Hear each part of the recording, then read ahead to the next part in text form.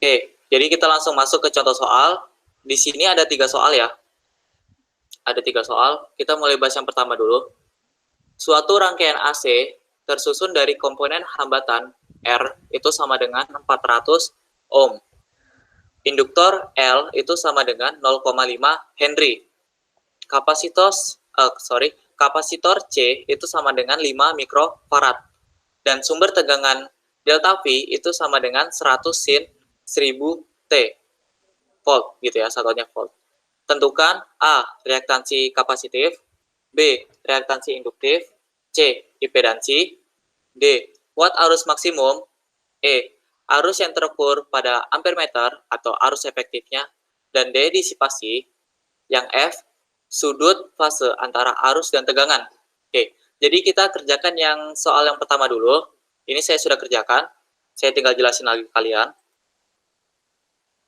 Oke, ini sama ya soalnya. Oke, sebelum itu kita bikin diketahui sama ditanyanya ya.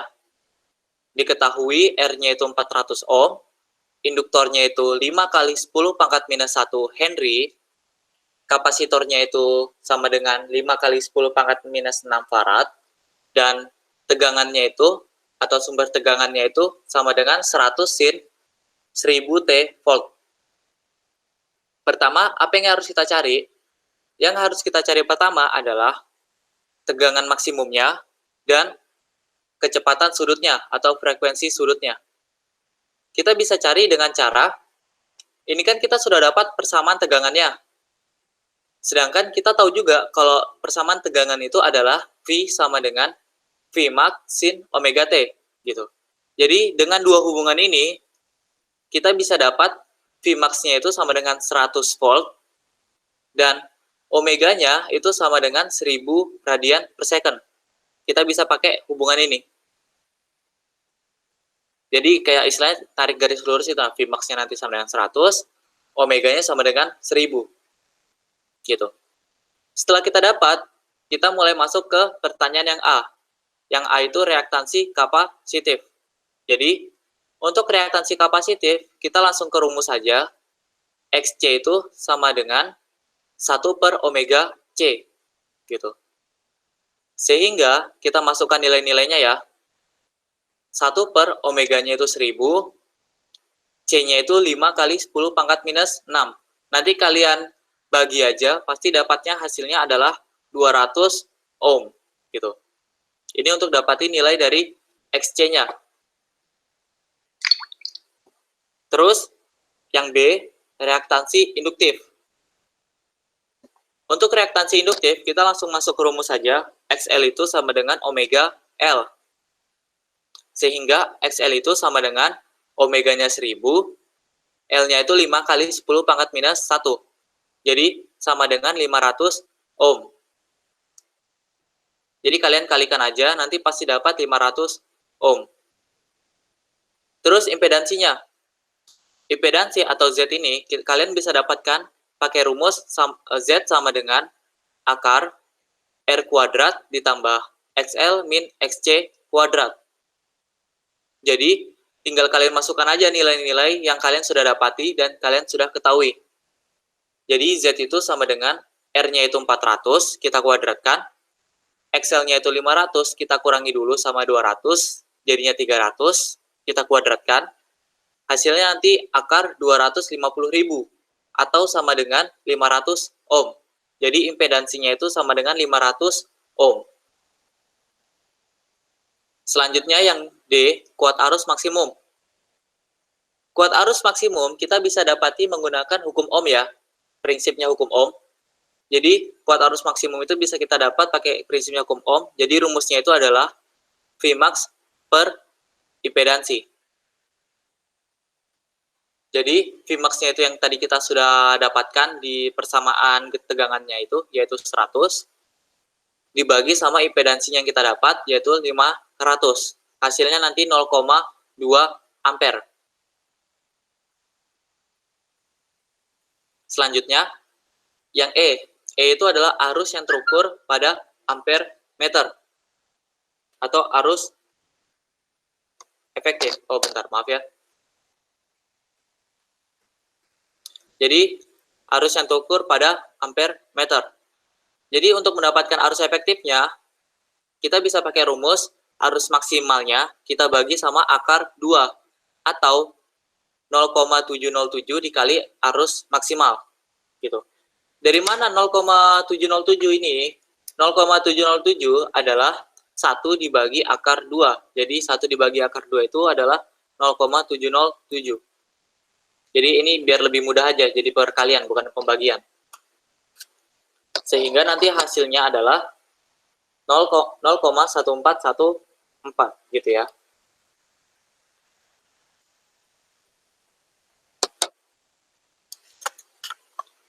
Untuk daya disipasinya atau daya rata-ratanya, kita bisa pakai rumus arus efektif dikuadratkan dikali sama R-nya ya, dikali sama resistornya. Nanti dapatnya adalah 7,998 watt gitu. Nanti dapatnya sekitar 7,998 watt. Untuk sudut fasenya, kalian bisa pakai rumus ini, gitu ya. Kalian bisa pakai rumus theta itu sama dengan tan inverse XL min XC per R. Jadi tinggal masukin aja nilainya. Jadi tan inverse XL-nya itu 500, dikurang sama XC-nya 200, dibagi sama R-nya itu 400. Nanti kalian dapat tan inverse itu 3/4, atau sama dengan 36,87 derajat. Untuk ini, kalian harus pakai kalkulator. Sulit kalau misalnya nggak pakai kalkulator, nanti bakal sulit ketemunya. Untuk nomor 1, ada yang mau ditanyakan?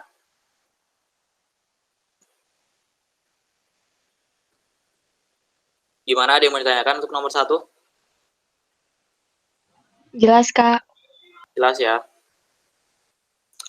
Untuk nomor 2, ini soalnya rangkaian seri RLC dengan R-nya itu 425 ohm, L-nya itu 1,25 Henry, C-nya itu 3,5 mikrofarad, dihubungkan dengan sumber tegangan AC dengan frekuensinya itu 60 Hz, dan tegangan maksimumnya itu 150 volt. Tentukan A. Reaktansi induktif, B. Reaktansi kapasitif, C. Impedansi rangkaian, D. Sudut fase antara arus dan tegangan, E. Tegangan maksimum yang melewati setiap elemen atau komponen.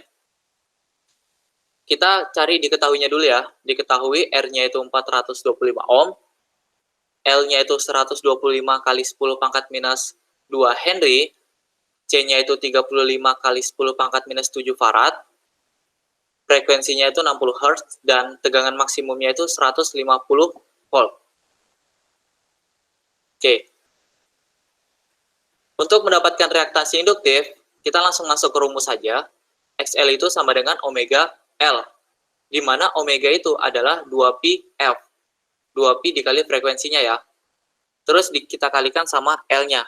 Jadi kita bisa dapat 2pi kali 60 kali 125 kali 10 pangkat minus 2. Itu sama dengan 150 pi ohm, atau sama dengan 471 ohm.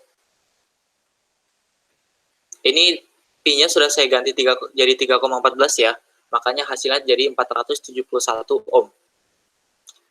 Selanjutnya reaktansi kapasitif. Kita langsung ke rumus saja. XC itu sama dengan 1 per omega C. Omeganya kita ganti jadi 2πf ya. Kita sederhanakan jadi 2πf. Sehingga nanti kita dapat 1 per 2pi kali 60 kali 35 kali 10 pangkat minus 7. Nanti dapatnya adalah 10 pangkat 5 kali 42 pi, per 42 pi, atau sama dengan 758,26 ohm. Gitu. Selanjutnya yang C, impedansi rangkaian. Impedansi rangkaian rumusnya langsung pakai yang ini aja ya. Z sama dengan akar R kuadrat ditambah XL min XC kuadrat. Jadi sama kayak yang di nomor 1 tadi, kita langsung masukin aja nilainya. Nanti dapatnya Z itu sama dengan 512,98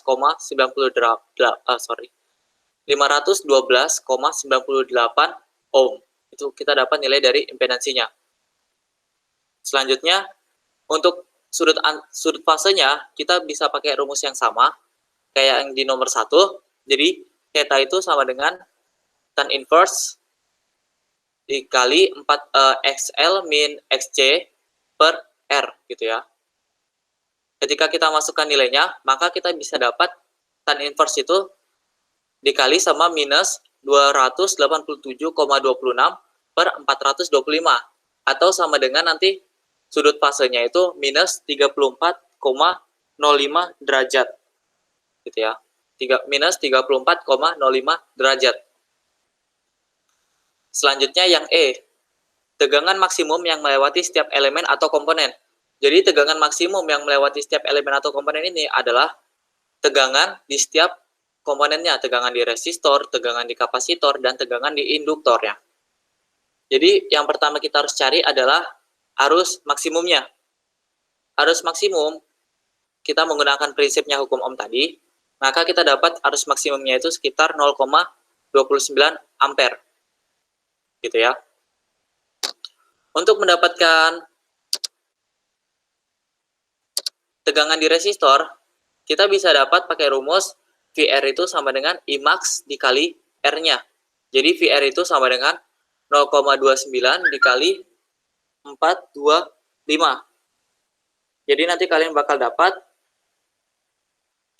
tegangan di resistor itu adalah 123,25 volt.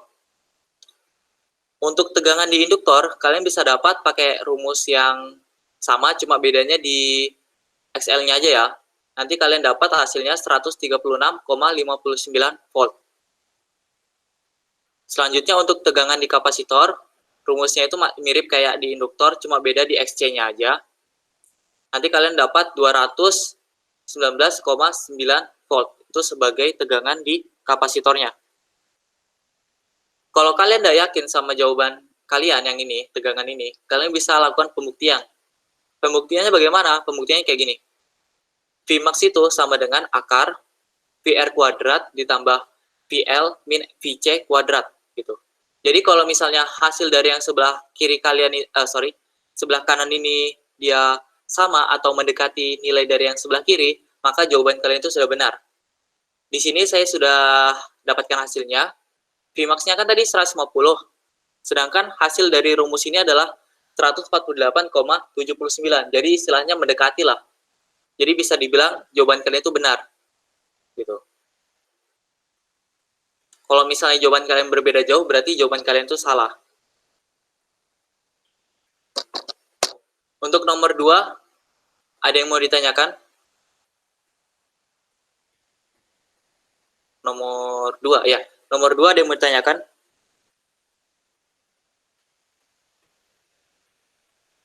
Tidak ada?